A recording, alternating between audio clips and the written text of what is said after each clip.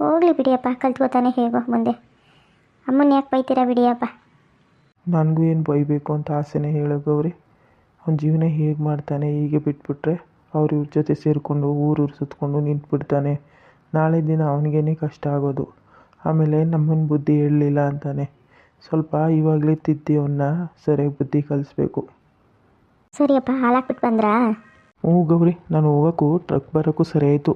ಸದ್ಯ ಬೇಗ ಬೇಗ ಹಾಲು ಹಾಕ್ಬಿಟ್ಟು ಬಂದೆ. ಟೀ ತಗೊಬರ್ತೀನಿ, ಕೂತೀರಿ ಅಪ್ಪ. ಹ್ಞೂ ತಂದ್ಕೊಡು ಗೌರಿ, ಟೀ ಕುಡ್ಕೊಂಡು ಎಲ್ಲರ ಮೇಲೂ ರೇಗಾಡಲಿ. ನಾನು ಏನೇ ರೇಗಾಡದೆ ರುಕು, ಹೀಗೆ ಬಿಟ್ಬಿಟ್ರೆ ಅವನು ಪೋಲಿ ಆಗಿಬಿಡ್ತಾನೆ. ಸ್ವಲ್ಪ ಅವನಿಗೆ ಬುದ್ಧಿ ಕಲಿಸೋದು ಬೇಡವೇ? ಸರಿ ಸರಿ, ನಿಮ್ಮ ಮಗನೂ ಬುದ್ಧಿ ಕಲಿಸ್ಕೊಳ್ಳಿ. ನನ್ನ ಮೇಲೆ ರೇಗಾಡಕ್ಕೆ ಬಂದರೆ ಅಷ್ಟೇ ನಿಮ್ಮನ್ನ. ಅಪ್ಪ ಇರಿ, ನಿಮಗೆ ಕಾಫಿ ತಂದುಕೊಡ್ತೀನಿ. ಸರಿ, ನನಗೂ ಪಾತ್ರೆಗಳಿವೆ, ತೊಳಿಬೇಕು. ಇಲ್ಲೇ ಮಾತಾಡಿ ನಿಂತ್ಕೊಂಡ್ರೆ ಯಾರು ತೊಳ್ಕೊಡ್ತಾರೆ? ಹೋಗು, ಅದೇನೋ ಕೆಲಸ ಮಾಡ್ಕೋ ಹೋಗು. ನಾನೇನು ಬೇಡ ಅಂತ ಹೇಳಿದ್ನೆ. ನನ್ನ ಗೌರಿ ಅವಳೆ ನನಗೆ ಟೀ ತಂದು ಕೊಡೋಕ್ಕೆ. ಹಾಗಿದ್ರೆ ನಿಮ್ಮ ಗೌರಿ ಕೈಲೇ ಎಲ್ಲ ಕೆಲಸ ಮಾಡಿಸ್ಕೊಳ್ಳಿ, ನಾನು ನೇನಿಗೂ ಕರಿಬೇಡಿ. ಆಹಾ, ನನ್ನ ಕೋಳಿಯಿಂದನೇ ಬೆಳಗಾಯಿತು ಅಂತಾಳೆ ರುಕ್ಕು. ಏನು ನಮ್ಗೆ ಯಾವ ಕೆಲಸನೂ ಬರಲ್ಲ ಅನ್ನೋಳಗೆ ಆಡ್ತಾಳೆ. ಎಲ್ಲ ಕೆಲಸನೂ ಮಾಡಿಟ್ಟೆ ಇಲ್ಲಿ ತನಕ ಬಂದಿರೋದು. ಹೋಗೆ.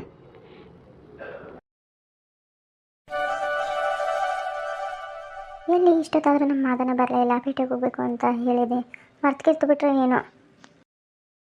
ಒಂದು ಸರಿ ಮನೆಗೆ ಹೋಗಿ ನೋಡ್ಕೊ ಬರಲ್ಲ ರೀ? ಆಚೆ ನಿಂತ್ಗೆ ಏನು ಮಾಡ್ತಿದ್ದೀರಾ? ಬಾ ನಂಜಿ, ಅದೇ ಪೇಟೆಗೆ ಹೋಗ್ಬೇಕಲ್ಲ, ಮನೆ ಸಾಮಾನು ತೊಗೊಂಡು ಅಡುಗೆಗೆ ಏನೇನು ಸಾಮಾನು ಬೇಕೆಲ್ಲ ತರೋಕೆ ಅಂತ.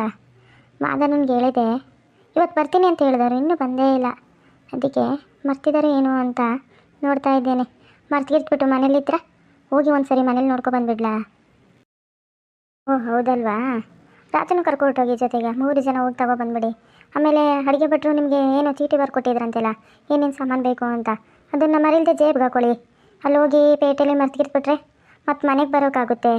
ಹೋಗಿರುವಾಗಲೇ ಎಲ್ಲ ಸಾಮಾನು ತಗೊಬಂದ್ಬಿಡಿ. ರಾಜು ಏನು ಬೇಡ ಬಿಡು, ಪಾಪ ಅವನು ಯಾಕೆ ಎಲ್ಲ ಕಡೆನೂ ಸುತ್ತಿಸೋದು. ಅವನು ಮನೇಲಿ ಏನಾದ್ರು ತುಂಡು ತುರಿ ಕೆಲಸ ಇದ್ದರೆ ಮಾಡ್ತಾನೆ. ನಾನು ಮಾದನ್ನು ಹೋಗಿ ತಗೊಬಂದ್ಬಿಡ್ತೇವೆ.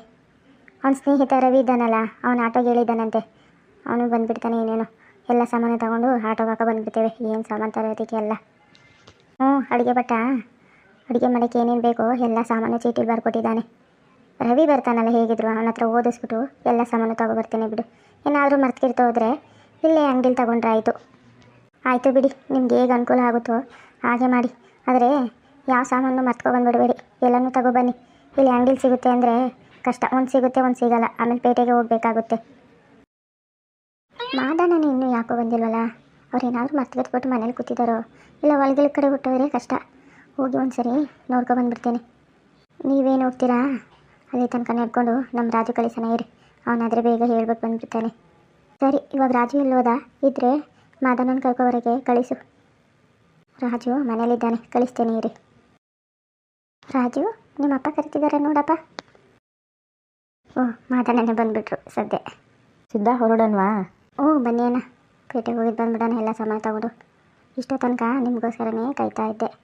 ನೀವೆಲ್ಲೋ ಮರ್ತ್ಬಿಟ್ಟು ಹೊಲದ ಕಡೆ ಹೊಟ್ಟೋಗಿದ್ದಾರೇನೋ ಅಂದ್ಕೊಂಡು ನಮ್ಮ ರಾಜು ಕಳಿಸೋಣ ಅಂದ್ಕೊಂಡಿದ್ದೆ. ಸದ್ಯ ಅಷ್ಟರಲ್ಲಿ ನೀವೇ ಬಂದುಬಿಟ್ರೆ. ಇಲ್ಲ ಕಣ್ಲ, ನೋಡೋಣ, ನಿನಗೆ ಬರ್ತೀನಿ ಅಂತ ಹೇಳ್ಬಿಟ್ಟು ಮರ್ತ್ಬಿಟ್ಟು ಹೊಲದ ಕಡೆ ಹೋಗೋಕ್ಕಾಗುತ್ತಾ? ಸ್ವಲ್ಪ ಮನೇಲೇ ಕೆಲಸ ಆಯಿತು, ಎಲ್ಲ ಮುಗಿಸ್ಬಿಟ್ಟು ಬರೋ ತನಕ ತಡ ಆಯಿತು. ಸರಿ ನಡಿ ಹೊರಡೋಣ, ತಡ ಆಗ್ಬಿಡುತ್ತೆ ಇಲ್ಲೇ ಮಾತಾಡಿ ನಿಂತ್ಕೊಂಡ್ರೆ. ಟೀ ಕುಡಿಯೋದು ನಡೆಯೋಣ? ಟೀ ಕುಡ್ಕೊ ಹೊರಡೋಣ? ಏನು ಬೇಡ ನೆಡ್ಲಸಿದ್ದ, ಅಲ್ಲೇ ಒಟ್ಟಿಗಿಟ್ಟಲ್ಲಿ ಕುಡ್ಕೊಳ್ಳೋಣ. ಹಾಗಿದ್ರೆ ಬನ್ನಿ ಅಣ್ಣ, ಹೊರಡೋಣ. ರವಿನೂ ಬಂದು ಆವಾಗಿಂದ ಕಾಯ್ತಾ ಇದ್ದಾನೆ.